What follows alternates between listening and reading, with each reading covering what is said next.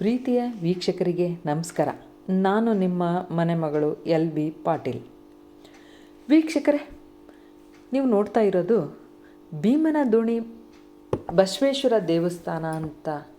ಈ ದೇವಸ್ಥಾನ ಹಾವೇರಿ ಜಿಲ್ಲಾ ರಾಣೆಬೆನ್ನೂರು ತಾಲೂಕು ರಾಣೆಬೆನ್ನೂರು ನಗರದಿಂದ ಹೈವೇ ಪಕ್ಕದಲ್ಲಿರುವಂಥ ಒಂದು ದೇವಸ್ಥಾನ, ಪುರಾತನ ದೇವಸ್ಥಾನ. ಈ ದೇವಸ್ಥಾನಕ್ಕೆ ಒಂದು ಪ್ರತೀತಿ ಇದೆ. ಭೀಮನ ದೋಣಿ ಬಸವೇಶ್ವರ ಈ ಹೆಸರೇ ಯಾಕೆ ಬಂತು ಅಂದರೆ, ಇದು ನೀವು ನೋಡ್ತಾ ಇರೋದು ದೋಣಿ ಥರ ಇರುವಂಥ ಒಂದು ದೃಶ್ಯ. ಇದು ಇಲ್ಲಿ ನೀರು 365 ದಿನಗಳ ಕಾಲ ಇರುತ್ತೆ.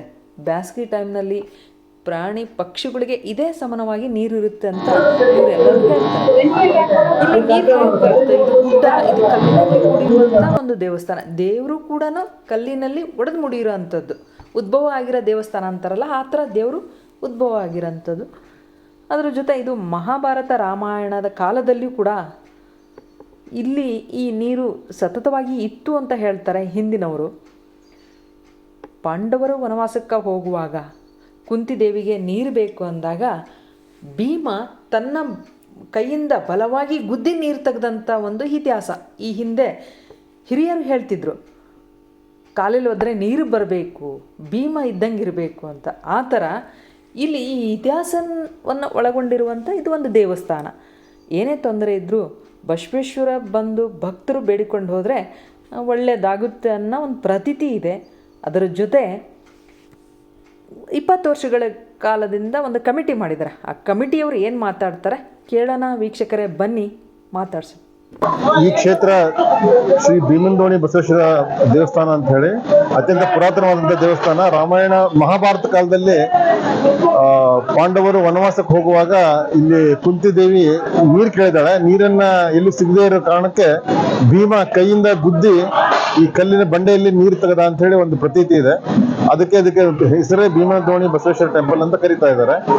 ಇದಕ್ಕೆ ಈಗ ಸುಮಾರು ಒಂದು 20 ವರ್ಷದಿಂದ ಒಂದು ಟ್ರಸ್ಟ್ ಅನ್ನು ಮಾಡಿ, ಭೀಮನ ದೋಣಿ ಬಸವೇಶ್ವರ ಟ್ರಸ್ಟ್ ಅಂತ ಹೇಳಿ ಒಂದು ಟ್ರಸ್ಟ್ ಮಾಡಿ ಈ ಕ್ಷೇತ್ರವನ್ನ ಮೇಂಟೈನ್ ಮಾಡ್ತಾ ಇದ್ದೀವಿ. ಇದಕ್ಕೆ ಇವರೆಲ್ಲರೂ ಸಂತೋಷ್ ಭವಾನಿ ಅಂತ ಹೇಳಿ ಇವರು, ಆಮೇಲೆ ಹನುಮಂತಣ್ಣ ಶಿವಲಿಂಗಪ್ಪನವರು ಅಂತ ಹೇಳಿ ಇವರು ಇಟಗಿ ಮಾಗೋಡದ ಭಕ್ತರು, ಆಮೇಲೆ ಬಹಳ ಜನ ದಾವಣಗೆರೆಯಿಂದ ಭಕ್ತರು ಬರ್ತಾರೆ. ವರ್ಷದಲ್ಲಿ ಇಲ್ಲಿ 3 ಕಾರ್ಯಕ್ರಮ ಆಗ್ತಾವ್ರಿ. ಒಂದು ಕೊನೆ ಶ್ರಾವಣ ಸೋಮವಾರದಲ್ಲಿ ಈ ರೀತಿ ಅಭಿಷೇಕ ಪ್ರಸಾದ ಇರುತ್ತೆ. ಹಾಗೆ ಕಾರ್ತಿಕ್ ಮಾಸದಲ್ಲಿ ದೀಪೋತ್ಸವ ಇರುತ್ತೆ. ಹಾಗೂ ಶಿವರಾತ್ರಿ ದಿನ ಅಭಿಷೇಕ ಹಾಗೂ ಇಲ್ಲಿ ಟಿಫಿನ್ ಪ್ರಸಾದವನ್ನ ವಿನಿಯೋಗ ಮಾಡ್ತೇವೆ. ಈ ರೀತಿ ಮಾಡಿಕೊಂಡು ಮುಂದಿನ ದಿನಮಾನಗಳಲ್ಲಿ ಇಲ್ಲಿ ಒಂದು ಕಲ್ಯಾಣ ಮಂಟಪ ಮಾಡುವಂತ ಪ್ರಾಜೆಕ್ಟ್ ಅನ್ನ ಪಕ್ಕದಲ್ಲಿ ಹಾಕೊಂಡಿದ್ದೇವೆ. ಆ ರೀತಿ ಮಾಡಿ ಇದನ್ನ ಡೆವಲಪ್ ಮಾಡ್ಬೇಕನ್ನೋ ಉದ್ದೇಶ ಇದೆ. ನನ್ನ ಹೆಸರು ಚನ್ನಬಸವರಾಜ್ ಕುರುವತ್ತಿ ಅಂತ ಹೇಳಿ, ಸುಧೀರ್ ಕುರುವತ್ತಿ ಅಂತ ಕರೀತಾರೆ. ನಮಸ್ಕಾರ ಮೇಡಮ್. ಈಗ ನಮ್ಮ ಅಧ್ಯಕ್ಷ ಹೇಳಿದಾಗೆ ಇದು ಭೀಮನ ದೋಣಿ ಬಸವೇಶ್ವರ ದೇವಸ್ಥಾನ. ಇಲ್ಲಿ ನಾವು ಪ್ರತಿ ಶ್ರಾವಣದಲ್ಲೂ ಅನ್ನದಾಸೋಹ, ಬೆಳಗ್ಗೆ ಅಭಿಷೇಕ ಎಲ್ಲ ಇಟ್ಕೊಂಡಿರ್ತೇವೆ. ಬಹಳ ಪ್ರತಿ ವರ್ಷವೂ ಜನ ಹೀಗೆ ಜಾಸ್ತಿ ಆಗ್ತಾ ಇದೆ. ಇದು ಒಂದು ಒಳ್ಳೆ ಐತಿಹಾಸಿಕ ಭೀಮನ ದೋಣಿ ದೇವಸ್ಥಾನ. ಎಲ್ಲರೂ ಬನ್ನಿ.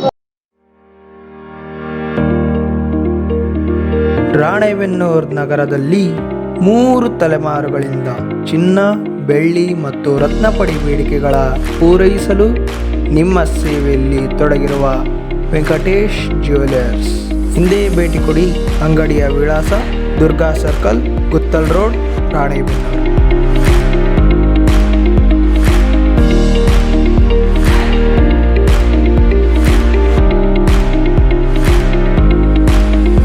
ಸರಳತೆ, ಗುಣಮಟ್ಟ ಮತ್ತು ವಿನ್ಯಾಸದೊಂದಿಗೆ ನಿಮ್ಮನ್ನು ಆಕರ್ಷಿಸುವ ಸರಳ ಗುರಿಯೊಂದಿಗೆ ನಾವು ನಮ್ಮ ಆಭರಣ ಸಂಗ್ರಹವನ್ನು ಉದ್ದೇಶಿಸಿದ್ದೇವೆ.